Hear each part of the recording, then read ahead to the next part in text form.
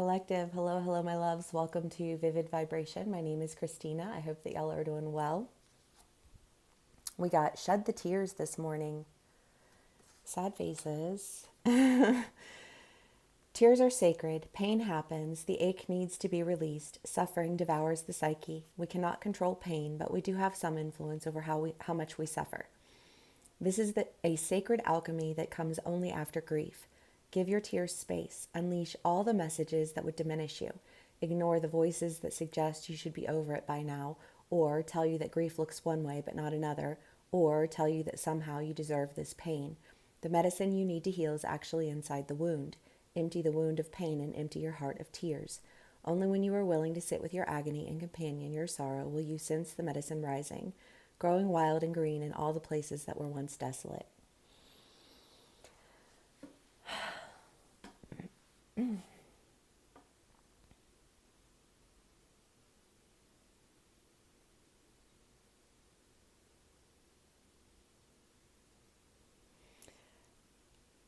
You know, pain is sacred.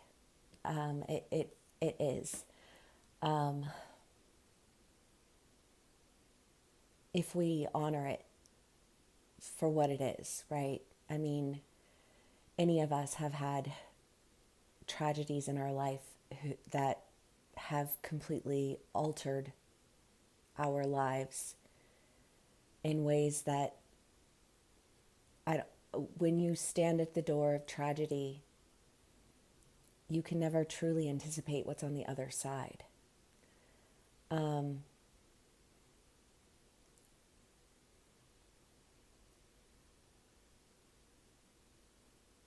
And many of us have experienced tragedy in all different forms, whether it's with our families, our health, our communities. Pain is almost just an inevitable part of the human experience at this point. I don't know that it ever wasn't, but sometimes it feels extra, you know. But again, you know, pain is to be alchemized, right? Because what I think, if we want to discuss like ancestral terms of pain, generational pain, I think that the goal of that pain is not to exist in that pain, but it is to, I think, develop awareness, because when we live in a culture, in a society, or, you know, all of the many variations that presents itself to us, that is constant, you know, just like a constant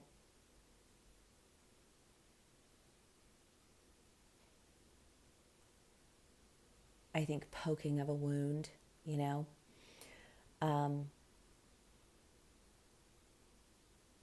There's a spiritual evolution around that, because when we alchemize our sorrow, you know, like we alchemize it into a number of emotions, right?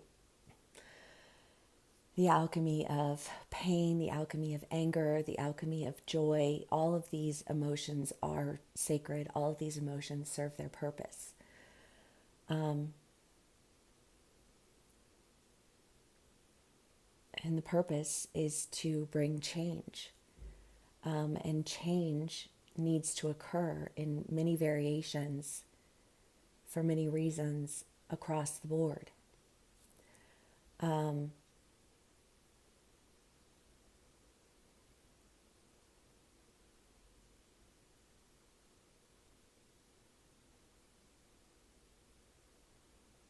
Let's do clarifiers.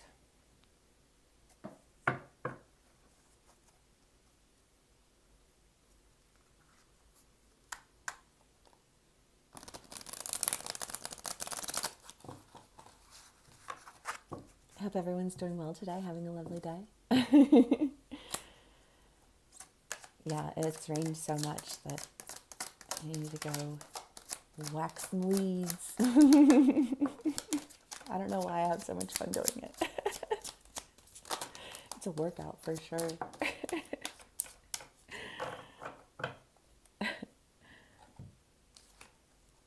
The moon, the world, the Four of Swords, and the Four of Wands. Well, an end of, I just feel like this.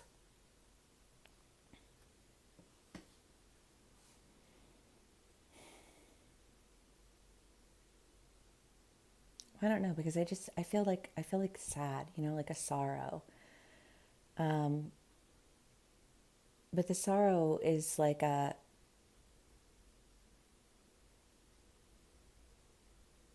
don't know, it feels bittersweet. Whatever this sorrow is. I don't know, maybe some people are going through a breakup. Take what resonates for you, how it resonates, and leave the rest. But it does feel like that. I mean, we have been having like that idea of discernment and pause and reflection and, all the reasons why we practice the discernment that we practice, like that pulling away and that sadness that you experience. Because if you were in a situation where you were pulling away from something, it is something that you once, I think, appreciated, someone who you once cared for, someone who, like, however it resonates for you. Like when we love with reason, right? And when we oftentimes have to walk away from people, places, and communities because whatever it is that's going on in those situations is like, it's not healthy, it's not conducive to any sort of personal growth or development. We have to, spiritual growth and development and understanding, we have to turn our backs on those things. And that can be disheartening, because I think most of us, anytime we build something, we build it with the intention of maintaining it, right? And if you've built something that you are no longer a part of, if or if you've even been a part of something that like you thought, I was going to be a part of something, and you're no longer a part of it, like it can make you sad, right? Like that's an emotion that people feel, like myself included. Anytime anything has happened in my life that's been big, that's been life altering, that has been traumatic to myself, to my family, to my friends, to my community, any of those things. But I just feel like this rising up, because the world, every new beginning comes from some other beginning's end, and I just feel like there's this end, but it's coming on the heels of illumination, I think. Let's read the Four of Wands. It's fun because she's in a hot air balloon, but it's plant. It's cute. Four of Wands.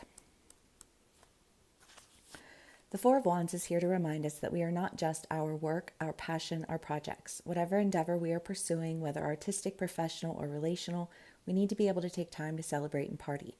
If we have come this far, we have come a long way. Do you ever take time to stop and celebrate your successes? Remember, it is important for your well-being. This card may appear as a sign that it's time to let go for a moment.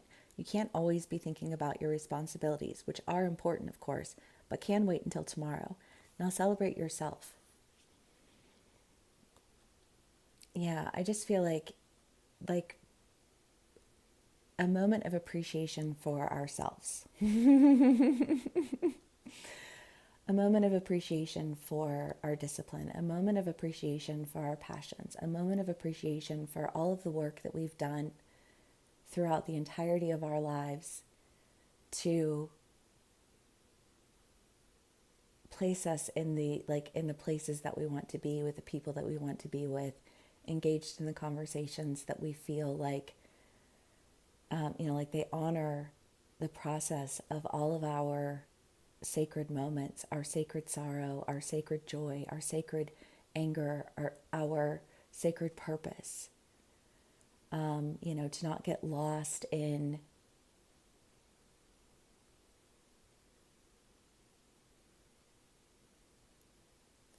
yeah, I just feel like things that ask us to turn our back on ourselves. Well, for me, I mean, I don't know. Like, listen, I was like the bastard kid. My mom had those tin pictures, like those old-timey pictures that you take at like fairs and amusement parks or whatever.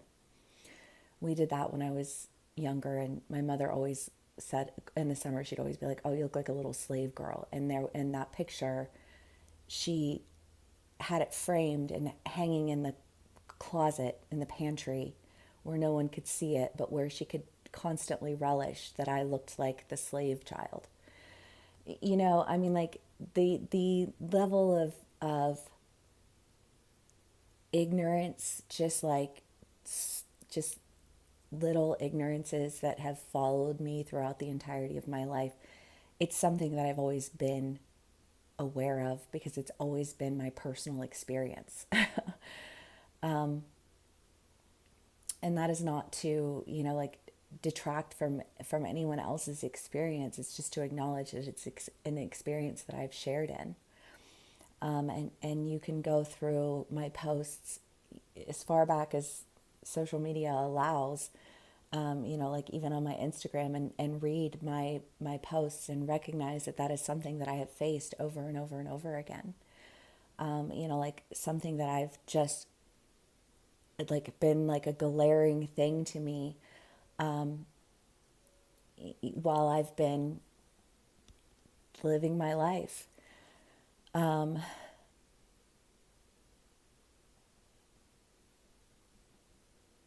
It's something that is so deeply embedded in my experience and in my reality that like it's something that I could never turn a blind eye to.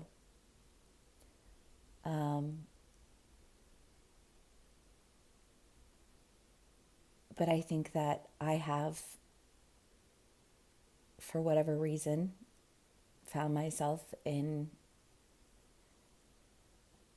a number of situations where my sincerest concerns are met with aversion because it challenges the casual cruelty of other people. Um,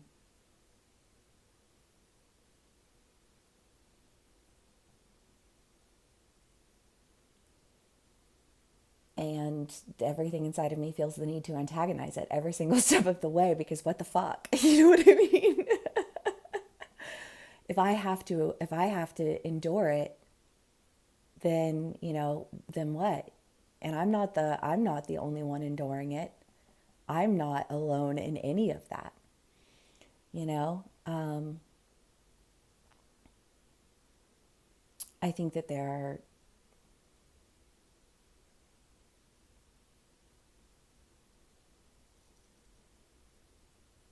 I don't know, because I don't feel sad.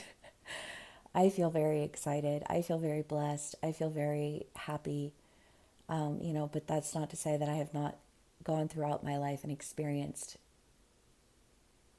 a streamline of moments and interactions and situations where I didn't feel sorrow because I wanted to love the people that I was around. I wanted to, but I never could. I never could because how do you align with that sincerely if that is in the most sincerest manner in opposition of me, but most people don't take the time to get to know me truly. They they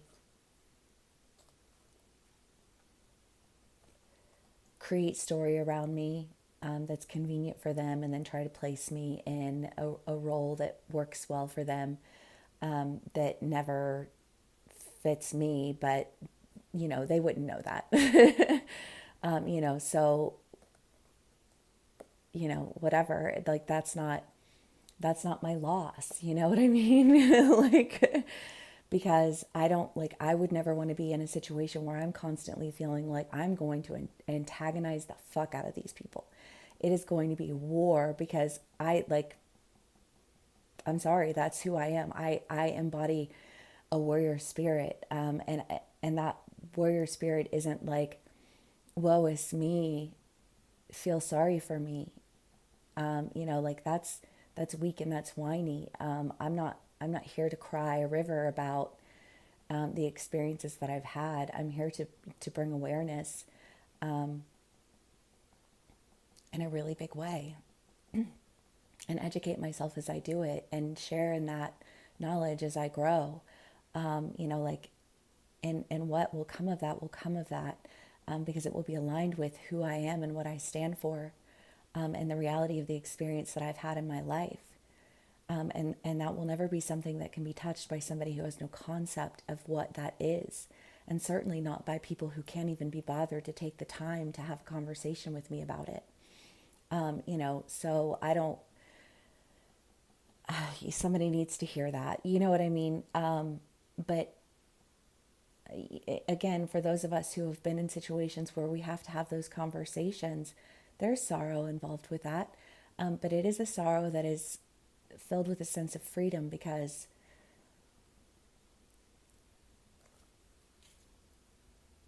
it opens the space necessary to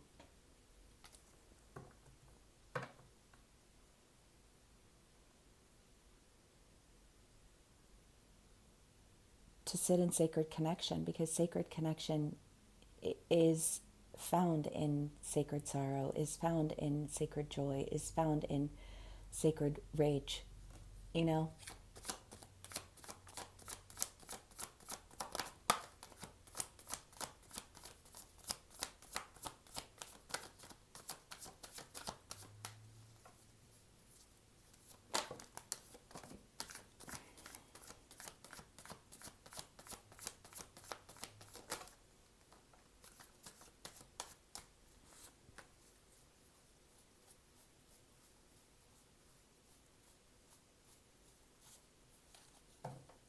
The Eight of Pentacles, the Page of Pentacles, the Five of Wands, and the Two of Wands. Well, yeah, I mean, again, like the leaving behind, the walking away from things that, I mean, this is just like manipulation. This is people who think that they can purchase you, weasel their way into you, because to go along with the idea of sacred sorrow, of sacred rage, of sacred joy, because I want to address all of those things, because I feel like they are all connected.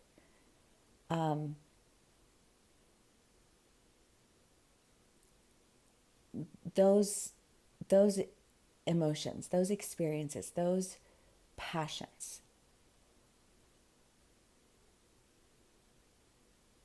those are what that is the frequency, right? The frequency that you would seek to exist in if you were seeking to be in communion with your sacred self, right?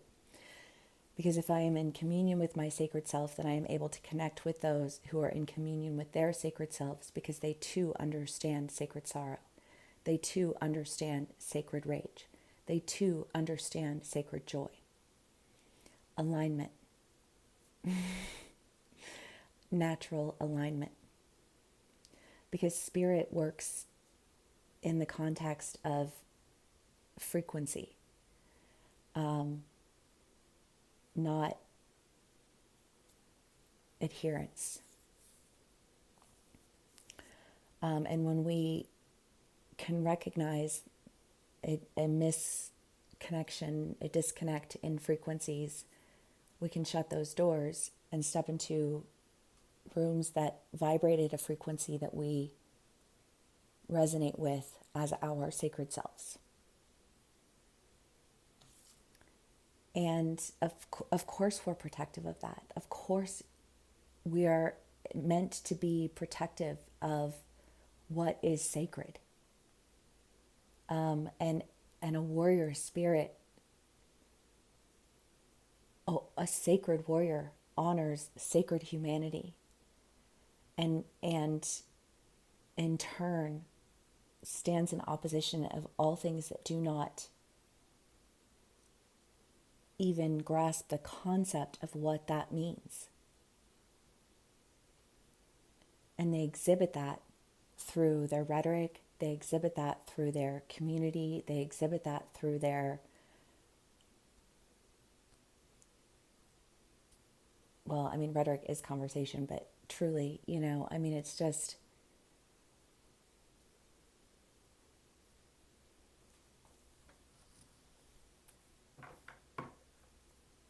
yeah.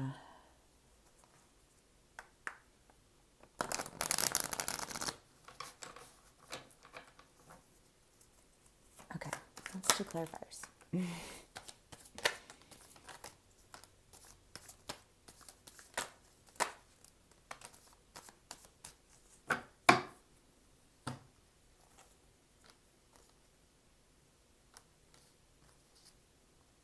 Yeah. Well, again, just parting ways with people who really and truly, like, that there's no alignment, there's no sacred anything, that I just feel like this, like, I'm sorry, there's no alignment. I'm sorry, there's no understanding. I'm sorry, I'm sorry, no. You know, this is a whole energy that will never, ever, ever be welcome into a sacred space with sacred people who fight with sacred purpose. Because there are many. There are many. I've said that how many times? If they knew how many of us there were, you know?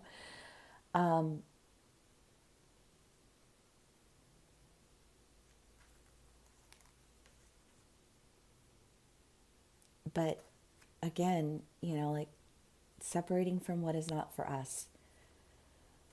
I think with precision, entering into opportunities that align with a sacred joy, a sacred intellect, a sacred love. Because here's the thing is that, again, like what is sacred is holistic in its holiness.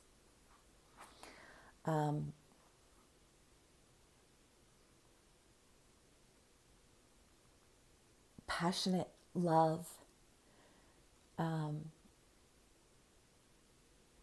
Yeah, because I feel like there are people who are like, well, what about relationships? And it's like, yes, relationships are so important. Yes, love is beautiful, if it is a sacred love. But you can't even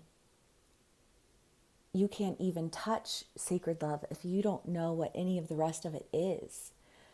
And if you can't embody that, then you can't.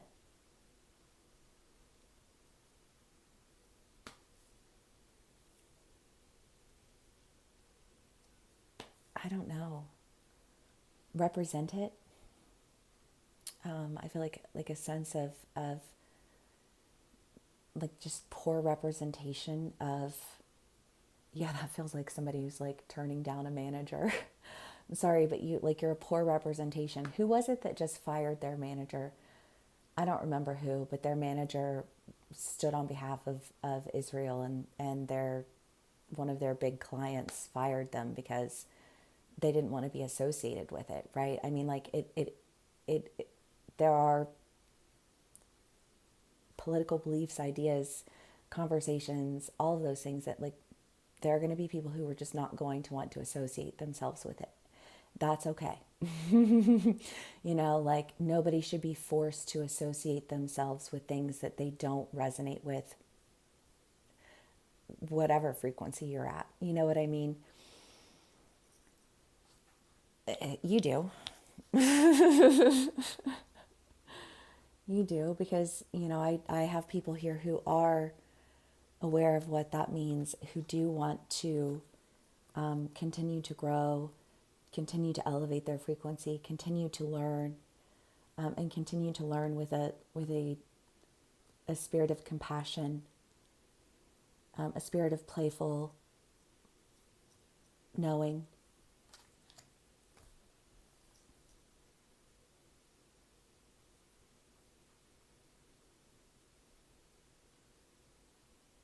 Yeah, I don't know.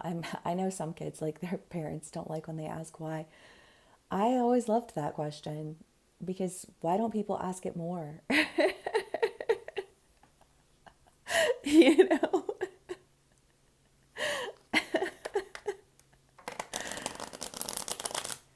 Because what one thing represents to me doesn't mean that it represents that to you. And when it does, then that's a joyous uncovery. That's a joyous discovery, right? But first you want to hear, like, why do you think that? What does that mean to you? Like, does that mean the same thing to me? And sometimes if it does, that's really exciting. You're like, you know. And if it doesn't, then you can stop and digest an alternative perspective. The Four of Wands again. I love that. The Four of Wands, the Knight of Pentacles, Justice, and the Two of Pentacles. Well, because again, just this idea of balance, of understanding, of community, of opportunity, and an opportunity that feels just, again, because I feel like it feels aligned. And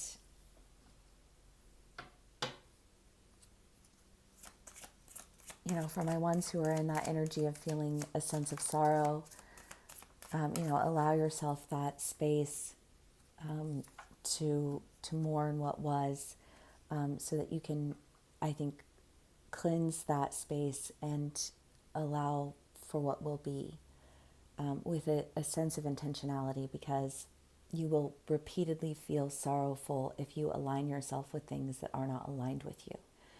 Right? To go back to the archetype deck, the bridge card, there is that warning with that card of be mindful where you build your bridge. Because if you can see that this is going to crumble, you don't build bridges on ground that crumbles. You just don't.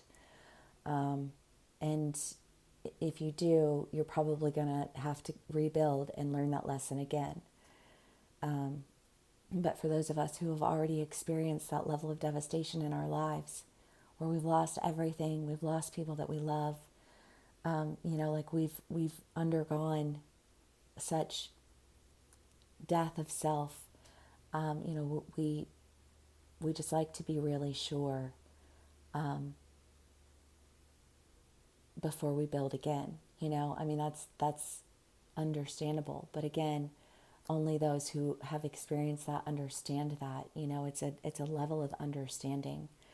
Five of Spades. The coffin foretells acute illness or loss of property when near the person. When distant, a probability of averting evil. Yeah, because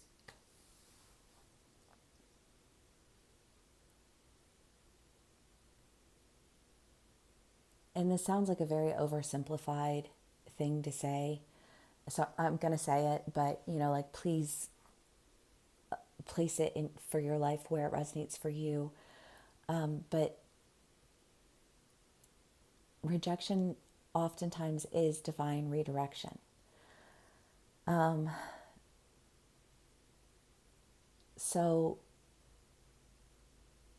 if there's something that you feel rejected from or by,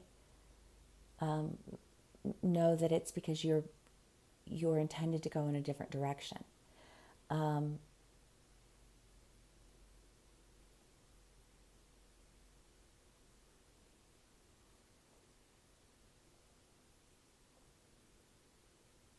Yeah, I know. I said it was a simplified statement. These are general reads that are like a half an hour. But whatever it is that's ending, I think maybe there are some people who feel sad about it, but I just feel like whatever's coming next, again, I feel like that was in the read the other day, is celebration. after we're no longer fighting battles that we need not fight, after we're no longer engaging in communities that very clearly stand in opposition of just who we are as people, like there's no need for that. Lessons we've learned, indulge the whimsy. Yes, because I do feel like, there is time for laughter, there's time for merriment, there's time for joy. And I have said this before and I will say it again, but it is imperative that we relish in those moments of joy and those moments of intimate conversation and those moments of laughter and exploration and understanding, because those are sacred moments, those are the things that we fight for. Those are the reasons that we stand against what we stand against, and the many variations that we have to stand against it. I mean, that's the point of it all. And so, we can't forget to sing and dance as we do it, because all of it is so important. Every step of it, every part of the story, every moment in time, are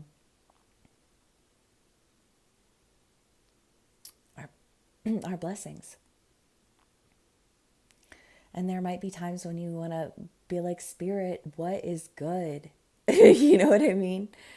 And Spirit says this is your moment to understand sacred sorrow. And there are times when we are like, Spirit, thank you, gratitude, blessings. Oh my God, I never thought, and Spirit says this is your moment of sacred joy. And stay in that journey, stay in that constant communication, and always come back to your sacred self and your sacred journey and your sacred understanding. And the things that are not meant for you they will not be able to touch you, because they are not meant to be a part of your journey. I just feel like it's getting harder and harder, and that's good, because the harder it is to be reached by the things that are not meant to be reached by you, the easier it is to be reached by the things that are meant to be reached by you. I love it. I hope it resonates with y'all.